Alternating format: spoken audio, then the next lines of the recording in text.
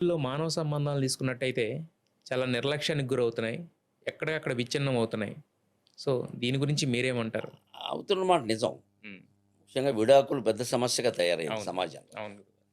ఇదివరకు ఈ దేశంలో 2 గ్యారంటీలుండేవి. హ్మ్. ప్రభుత్వ ఉద్యోగం వస్తే ఇక మళ్ళీ తిరుగులేదు హ్మ్. గ్యారంటీ. హ్మ్. వివాహం అయితే సెటిల్డ్ ఇక హ్మ్. తిరుగులేదు.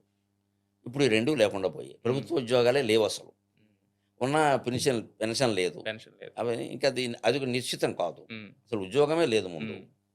ఇక వివాహం అనేది అంతకంటే అనిశ్చితమైంది. హ్మ్.